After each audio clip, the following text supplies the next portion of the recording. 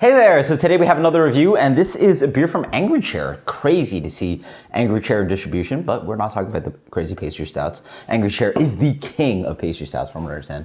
Or, not what I understand, I would say that they just generally are. It's crazy that Florida is a pastry stout state, and Angry Chair has sort of like really been revolutionary in the creating the golden age of pastry stout. I don't think it's gonna last super long, but we had a golden age, and we're probably still in the golden age of pastry stout. But what we have here is not about pastry stout.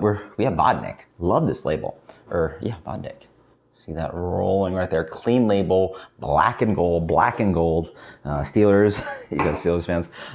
Czech style Pilsner. So 5.6%. Really cool of them. I mean, honestly, if you're in the tap room drinking tons of pastry stout, you need something to break it up, and obviously delicious Pilsner is going to help that out. So the beer is wonderfully, actually very bright, and it honestly looks like a German Pilsner, even like lighter than that.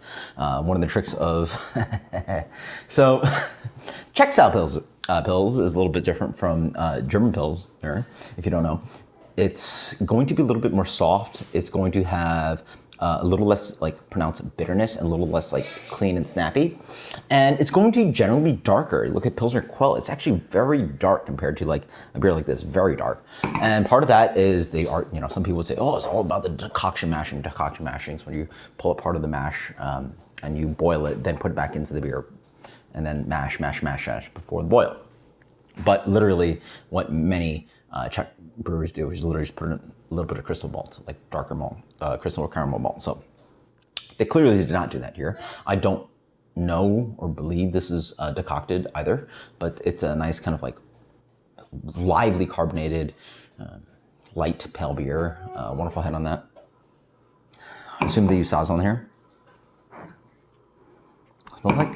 Smells that like sweet, kind of light malt character to it. Also, they use very specifically Moravian under-modified malts. Here, they might be German malts, maybe not Czech malts, who knows? So, we're just gonna drink some Pilsner. Yeah, okay.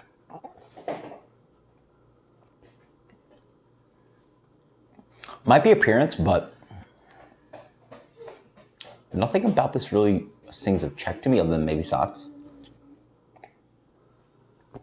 It's not as like bombastic in some of the German old hops in the sense that like those come off a little bit more maybe lemony and floral.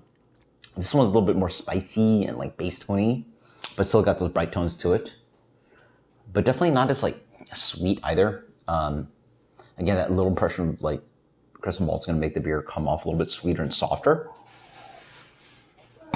Granted, it's not a very sharp Pils. It's like a soft, nice, pretty Pilsner, right? Honestly, it almost comes off like an Italian Pilsner. It's like, it's nicely hoppy, and I don't think they dry hopped this, but it's possible they did, but probably did not, but nice, soft, chewy Pilsner. It's quite nice. I mean, got nice malt emphasis in the middle. It's got a little bit of that kind of like white breadiness that sort of chews into it, a little bit of that kind of like soup cracker thing. There's a general grassy tone just driving here. I generally would have easily guessed that this was German Pilsner. I mean, like just studying with Brian Reed, Master Cicerone, we're doing class these days, and literally they are just probably gonna, like, there are certain styles that are just defined by a single beer. Pilsner Quell for Czech Premium Pale Lager, Angerstein for California Common, Juiga, Altbier, if you can do Altbier. There's literally one that comes to the States, right? So it's defined by that beer, and this beer tastes nothing like Pilsner Quell. So honestly, this is really more of a German Pilsner. What do we get for German Pilsner? Really nice, delicious German Pilsner. Last time I remember I had this one this good was Treehouse and Crusher. Absolutely delicious. It's really good. It's a nice little bitterness driving in there, but it's not like a sharp one. Nice soft profile to it. Czech Pilsner is generally a softer water profile compared to German Pilsner. So for me, this one gets a solid 94. It's absolutely delicious. I think that if you're drinking all these pastry stouts, this would be a great break. Maybe you don't even drink pastry shots. Get a a couple of those 4 ounce pours, 8 ounce pours, what do they do at the brewery, and just focus on this beer. It's absolutely fantastic. Glad it's distributed. Until next time, guys, cheers. Found at JB's. Until next time, guys, cheers. That's Angry Chair, Vodnik Pilsner.